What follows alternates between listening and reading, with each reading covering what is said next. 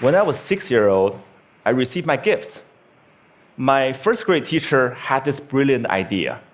She wanted us to experience receiving gifts, but also learning the virtue of complimenting each other. So she had all of us come to the front of the classroom, and she bought all of us gifts and stacked them in the corner. And she said, why don't we just stand here and compliment each other? If you hear your name called, go and pick up your gifts and sit down. What a wonderful idea, right? What could go wrong? Well, there were 40 of us to start with, and every time when I hear someone's name called, I would give out the heartiest cheer. And then there were 20 people left, and 10 people left, and 5 left, and 3 left. I was one of them. And the compliments stopped. Well, at that moment, I was crying, and the teacher was freaking out. And she was like, hey, would anyone say anything nice about these people? No one? Okay, why don't you go get your gift and sit down, so behave next year, someone might say something nice about you. Well, as I'm describing this to you, you probably know I remember this really well. But I don't know who felt worse that day. Was that me or the teacher? She must realize that she turned a team building event into a public roast for 3 6-year-olds. And without the humor, when you see people get roasted on TV, it was funny. There was nothing funny about that day. So that was one version of me, and I would die to avoid being in that situation again, to get rejected in public again. That's one version. Then fast forward 8 years, Bill Gates came to my hometown, Beijing, China, to speak, and I saw his message. I fell in love with that guy. I thought, wow, I know what I want to do now. That night, I wrote a letter to my family telling them by age 25, I will build the biggest company in the world, and that company will buy Microsoft. I totally embraced this idea of conquering the world, domination, right? And I didn't make this up. I did write that letter. And here it is. You don't have to read this through. And this is also bad handwriting, but I did highlight some keywords. You get the idea. So that was another version of me wanting to conquer the world. Well, then 2 years later, I was presented with the opportunity to come to the United States. I jumped on it. And because that was where Bill Gates lived, right? So I thought that was the start of my entrepreneur journey. Then fast forward another 14 years, I was 30. Nope, I didn't build that company. I didn't even start. I was actually a marketing manager for a Fortune 500 company. And I felt I was stuck. I was stagnant. Why is that? Where is that 14-year-old who wrote that letter? It's not because he didn't try. It's because every time I had a new idea, every time I wanted to try something new, even at work, I wanted to make a proposal, I wanted to speak up in front of people in a group, I felt there was this constant battle between the 14-year-old and the 6-year-old. One wanted to conquer the world, make a difference. Another was afraid of rejection. And every time, that 6-year-old won. And this fear even persisted after I started my own company. I mean, I started my own company when I was 30. If you want to be Bill Gates, you got to start sooner or later, right? When I was an entrepreneur, I was presented with an investment opportunity. And then I was turned down. And that rejection hurt me. It hurt me so bad that I wanted to quit right there. But then I thought, hey, would Bill Gates quit after a simple investment rejection? Would any successful entrepreneur quit like that? No way. And this is where it clicked for me. Okay, I can build a better company, I can build a better team or better product, but one thing for sure, I could be a better leader. I could be a better person. I cannot let that 6-year-old keep dictating my life anymore. I have to put him back to his place. So this is where I went online and looked for help. Google was my friend. I searched, how do I overcome the fear of rejection? I came up with a bunch of psychology articles about where the fear and pain are coming from. Then I came up with a bunch of rah-rah inspirational articles about, don't take it personally, just overcome it. Who doesn't know that? But why was I still so scared? Then I found this website by luck. It's called rejectiontherapy.com. Rejection therapy was this game invented by this Canadian entrepreneur. His name is Jason Comley. And it's basically the idea is for 30 days, you go out and look for rejection. And every day get rejected at something, and by the end, you desensitize yourself from the pain. And I love that idea. I said, you know what, I'm gonna do this, and I'll film myself getting rejected 100 days. And I came up with my own rejection ideas, and I'll make a video blog out of it. And so here's what I did. This is what the blog looked like. Day one.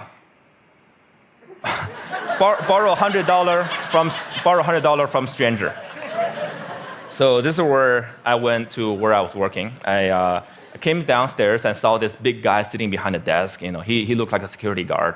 So I just approached him, and I was just walking, and that was the longest walk in my life. I just hair at the back of my neck standing up. I was sweating, and my heart was pounding. And I got there and said, "Hey, sir, can I borrow $100 from you?" And he looked up. He's like, "No." Why? And I said, "No, I'm sorry." Then I turned around and just ran. I felt so embarrassed. But because I filmed myself, so that night I was watching myself getting rejected, I just saw how scared I was. I looked like this kid in Sixth Sense. I saw dead people. But then I saw this guy, he wasn't that menacing. He was a chubby, lovable guy, and he even asked me why. In fact, he invited me to explain myself. I could have said many things. I could have explained, I could have negotiated. I didn't do any of that. All I did was run. I felt, wow, this is like a microcosm of my life. Every time I feel the slightest rejection, I would just run as fast as I could. And you know what? The next day, no matter what happens, I'm not gonna run. I'll stay engaged. Day two, request a burger refill. This is where I finished, went to a burger joint, I finished lunch, and I went to the cashier and said, "Hey, can I get a burger refill?" And he was all confused. I was like, "What's a burger refill?" I said, "Well, just like a drink refill, but what's a burger?" And he said, "Sorry, we don't do burger refill, man." So this is where rejection happened. I could have run, but I stayed. I said, "Well, I love your burger, I love your joint, and if you guys do a burger refill, I will love you guys more." And he said, "Well, okay, I'll tell my manager about it. Well, maybe we'll do it, but sorry, we can't do this today." Then I left. And by the way, I don't think they ever done burger refill. I think they're still there. But the life and death feeling I was feeling the first time was no longer there, just because I stayed engaged, because I didn't run. I said, "Wow, great, I'm already learning things." Great. And then day three, getting Olympic donuts. This is where my life was turned upside down. I went to a Krispy Kreme. It's a donut shop mainly in the southeastern part of the United States. I'm sure they have some here too. And I went in and said, "Can you make me donuts that look like Olympic symbols?" Basically, you interlink 5 donuts together. I mean, there's no way they could say yes, right? The donut maker took me so seriously. So she put out a paper, started jotting down the colors and the rings. It's like, how could I make this? And then 15 minutes later, she came out with a box that looked like Olympic rings. And I was so touched. And I just couldn't believe it. And that video got over 5 million views on YouTube. The world couldn't believe that either. And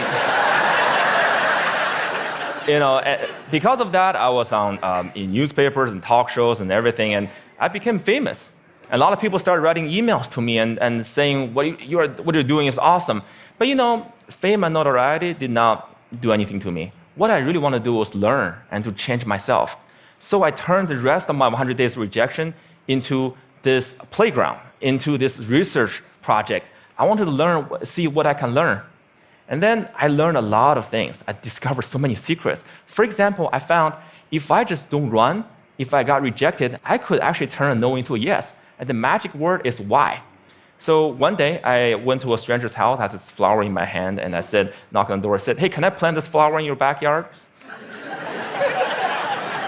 And he said, no. But before he could leave, I said, hey, can I know why? And he said, well, I have this dog that would dig up anything I put in the backyard. I don't want to waste your flower. If you don't do this, go across the street and talk to Connie. She loves flowers. So that's what I did. I went across and knocked on Connie's door, and she was so happy to see me. And then half an hour later, there's this flower in Connie's backyard. I'm sure it looks better now. But had I left after the initial rejection, I would have thought, well, it's because the guy didn't trust me, it's because I was crazy, because I didn't dress up well, I didn't look good. It was none of those. It was because what I offered did not fit what he wanted. And he trusted me enough to offer me a referral, using a sales term. I converted that referral.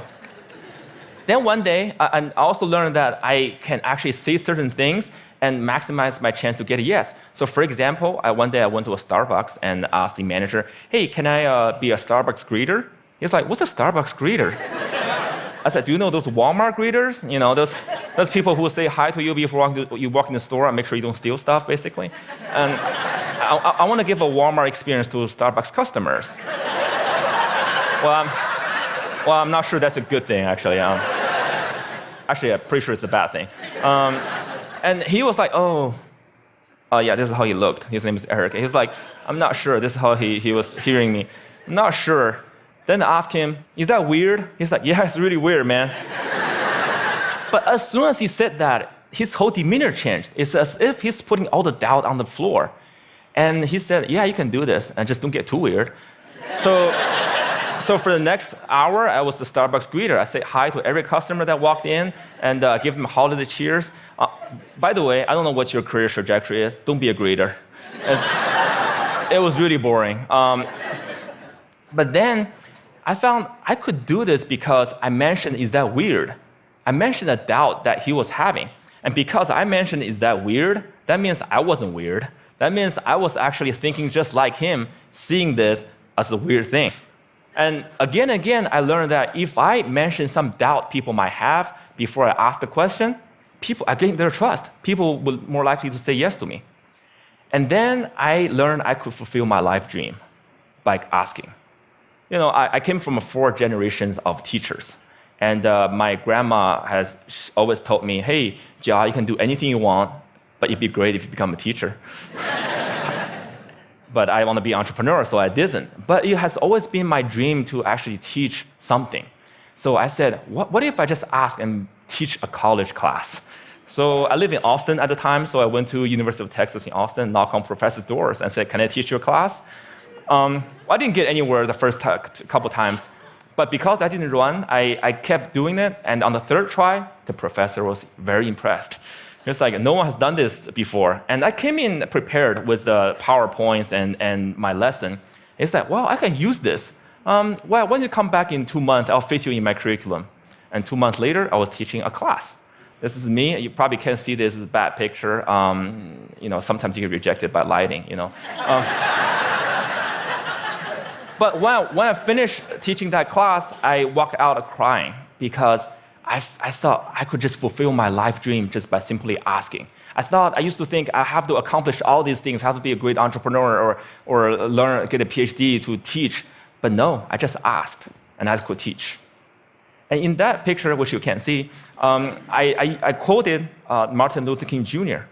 Why? Because in my research, I found the people who really changed the world, who changed the way we live and the way we think, are the people who were met with initial and often violent rejections. People like Martin Luther King Jr., like Mahatma Gandhi, Nelson Mandela, or even Jesus Christ.